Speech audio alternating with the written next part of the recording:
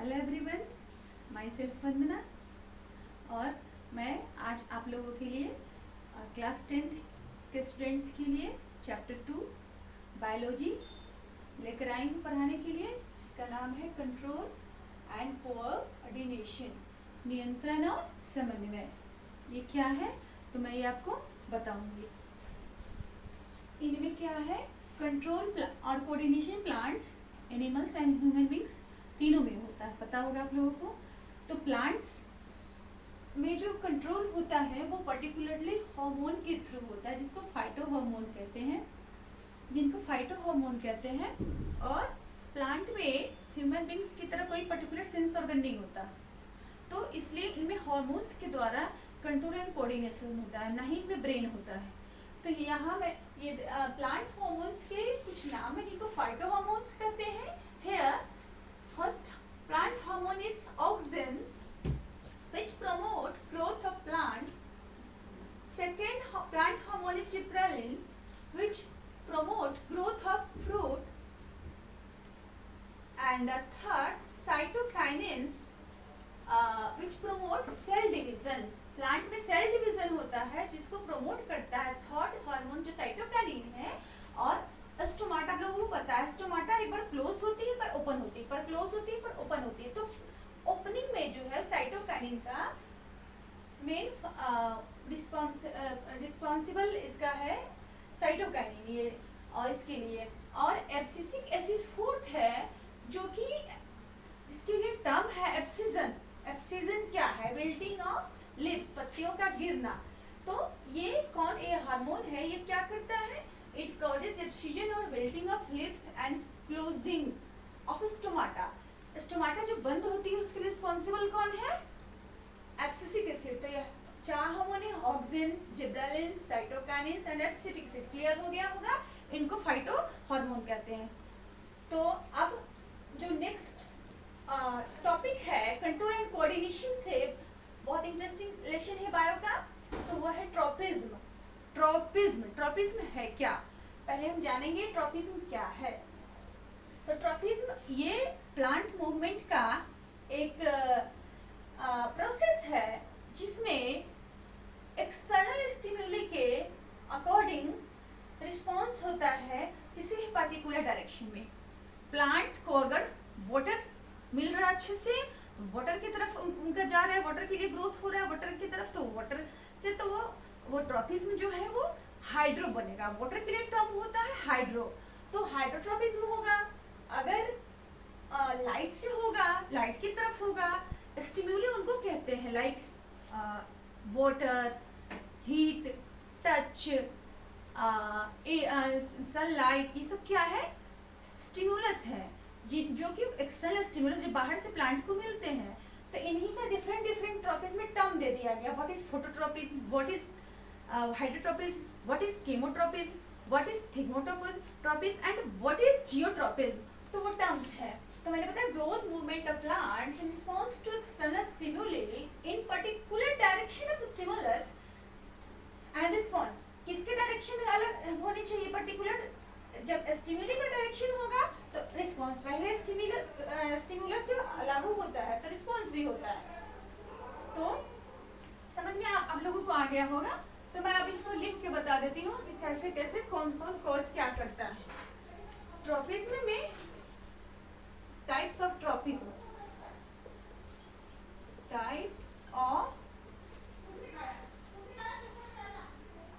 तो अब मैं बता रही हूँ कि टाइप्स ऑफ ट्रोपिज्म क्या है। अगर मैंने अभी बताया कि ट्रोपिज्म जो है ये स्टिमुलस के द्वारा अलग ट्रोपिज्म होते हैं। वाटर के लिए टर्म है हाइड्रोट्रोपिज्म, वाटर से जुड़े हुए को कहते हैं हाइड्रोट्रोपिज्म। वाटर के लिए के डायरेक्शन में जब होता है, सॉरी वाटर स्टिमुलस के द्वारा जब ग्रोथ होता है तो उसको कहते हैं हाइड्रोट्रोपिज्म। लाइट के द्वारा जो होता है तो फोटो, यहाँ रिस्पॉन्सिबल है स्टिमुलस है, और ये ट्रोपिज्म है फोटोट्रोपिज्म। तो फोटोट्रोपिज्म में क्या होता है? प्लांट ग्रोथ लाइट के डायरेक्शन में होता है। और हाइड्रोट्रोपिज्म में क्या होता है? प्लांट का ग्रोथ वाटर के लिए के डायरेक्शन में होता है, रूट्स की तरफ से होता है। तो और ग्रेविटी, जियो ग्रेविटी के लिए वर्ड है जियोट्रॉपिज्म। रूट अर्थ की तरफ जमीन में जाती है और स्टेम ऊपर रहता है, तो ये है जियोट्रॉपिक। टच के लिए जो ट्रॉपिज्म का टच स्टिमुलस है, ट्रॉपिज्म है, वो थिग्मो।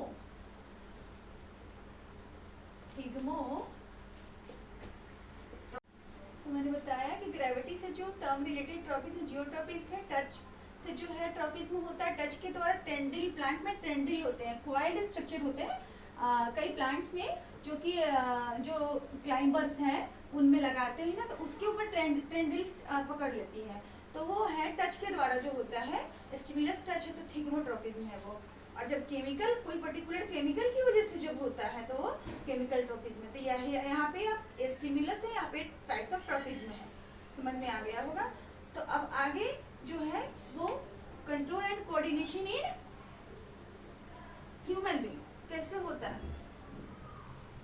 ह्यूमन बीइंग में कंट्रोल एंड कोऑर्डिनेशन कैसे होता है, तो प्लांट में तो नहीं था कोई भी ऐसा पर्टिकुलर वो, लेकिन यहाँ पे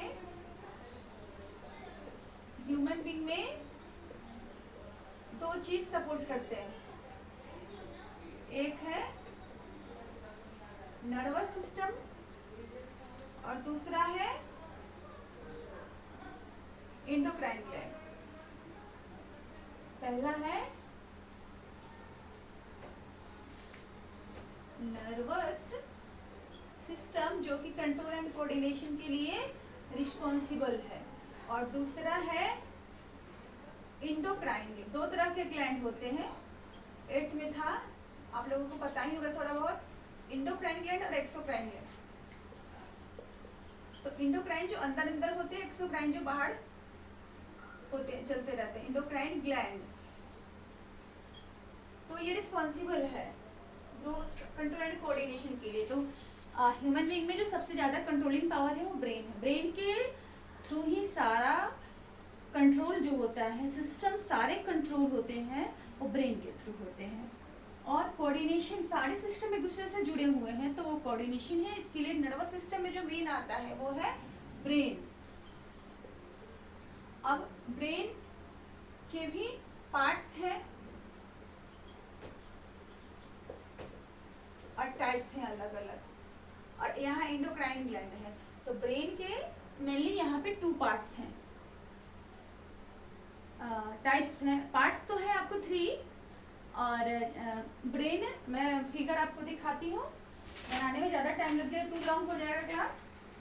ये रहा ब्रेन का ये फिगर है। इसमें जो ब्रेन है 3 पार्ट में डिवाइडेड है, fore brain, mid brain and hind brain. Fore brain सबसे ऊपर, मिड ब्रेन बीच में, और हाइंड ब्रेन नीचे है। तो ये फोर ब्रेन में सबसे ऊपर जो आ रहा है वो सेरेब्रम आ रहा है, फिर और मिड ब्रेन में जो है सेरिबेलम आ रहा है, और नीचे है वो आ रहा है मेडुला ऑब्लेंगेटा। तो ब्रेन के जो पार्ट्स है वो क्या है, फोर ब्रेन,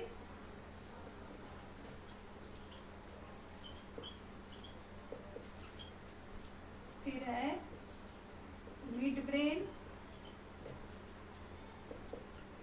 और फिर है हाइंड ब्रेन। तो फोर ब्रेन में सेरेब्रम आएगा, जिसको साइट ऑफ इंटेलिजेंस कहते हैं। कोई बच्चा पढ़ने में ज्यादा तेज है, कोई कमजोर है, तो जिसको आईक्यू लेवल कहते हैं, वो कैसे मैनेज होता है, तो सेरेब्रम के द्वारा होता है। और मिड ब्रेन में सेरिबेलम आता है, सेरिबेलम, जो कि इक्विलिब्रियम बैलेंस को मेंटेन करता है। किसी चीज को पकड़ना, रुकना, चलना, ये सबको कंट्रोल करता है, वो सेरिबेलम है। इसलिए इसको सेरिब्रम को साइट ऑफ इंटेलिजेंस कहते हैं, और इसको बैलेंसिंग ऑर्गन कहते हैं। और हाइंड ब्रेन में मेडुला आता है। और ये तो हो गया। अब ब्रेन कितने तरह के होते हैं, तो मेनली ब्रेन 2 तरह के, 2 टाइप्स हैं। सेंट्रल ब्रेन के जो पार्ट है, नर्वस सिस्टम उसको कहते हैं, और नर्व्स जो है सबसे लार्जेस्ट नर्व्स है ह्यूमन बींग्स की, वो न्यूरॉन है। बहुत ज़्यादा फंक्शन है कंट्रोल एंड कोऑर्डिनेशन में। तो ये 2 टाइप्स के नर्वस सिस्टम है। वो नर्वस सिस्टम ब्रेन के रिलेटेड है। ये दो, पहला है सेंट्रल नर्वस सिस्टम और दूसरा है पेरीफेरल नर्वस सिस्टम। और further peripheral nervous system is also divided into 2 parts.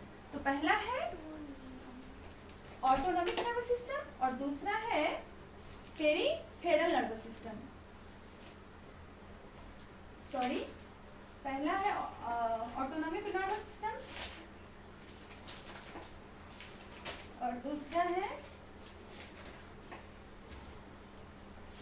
Voluntary nervous system. Okay, और अब हार्मोन है।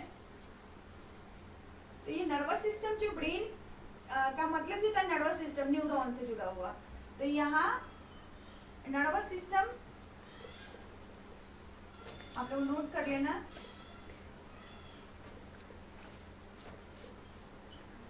मैंने ब्रेन के पार्ट का है क्योंकि नर्वस सिस्टम का जो मेन है मास्टर वो ब्रेन है। तो पहला आता है central nervous system,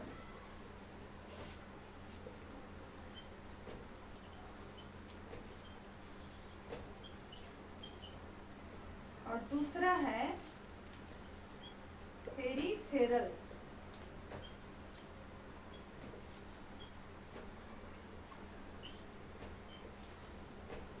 nervous system है। फर्दर ये 2 पार्ट में डिवाइड हो जाता है।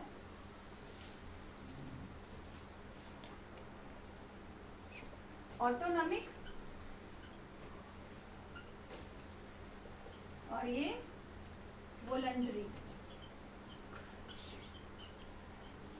तो nervous system, central nervous system का जो है वो ब्रेन है, और ऑटोनॉमिक और वॉलंटरी। अब यहाँ 2 तरह के एक्शन होते हैं, वॉलंटरी एक्शन और इनवॉलंटरी एक्शन। वॉलंटरी एक्शन वो है जो कि जरूरी है, इनकी रिक्वायरमेंट है, जैसे हाथ चलना फिरना, वॉकिंग करना। और इनवॉलंटरी है जो है आपको ब्लिंकिंग ऑफ आईज, अपने आप आँख की जो पलकें हैं वो ब्लिंक करती रहती हैं, जम्हाई आती हैं। ये सब इनकी जरूरत नहीं है, फिर भी ये होता है। तो ये है आपको इनवॉलंटरी। अब रिफ्लेक्स एक्शन क्या है? नर्वस सिस्टम से तो ब्रेन हो गया, मेन था, टाइप्स ऑफ ब्रेन बता दिया, नर्वस सिस्टम के 2 पार्ट बता दिए। अब है रिफ्लेक्स एक्शन क्या है? रिफ्लेक्स एक्शन क्या है? What is reflex action? तो किसी भी स्टिम्युली, पर्टिकुलर स्टिम्युली के लिए जो एक्शन होता है, जिनकी जरूरत है, जैसे अगर हमारे हाथ पे हॉट वाटर गिरता है तो ऑटोमेटिकली हम हाथ को वहां से हटा लेते हैं, एक्शन करते हैं, तो उसको कहते हैं रिफ्लेक्स एक्शन। इसका मतलब ये है कि the simplest form of response in the nervous system, the simplest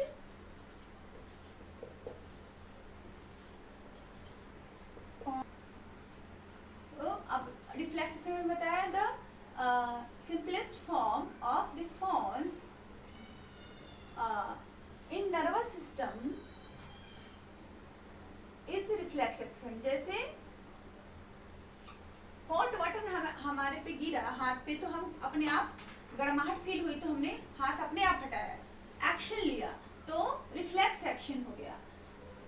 तो ये इसकी डिफिनेशन है, समझ में आ गई होगी। और एंडोक्राइन ग्लैंड है, मैंने पहले बताया था कि नर्वस सिस्टम और दूसरा है एंडोक्राइन ग्लैंड।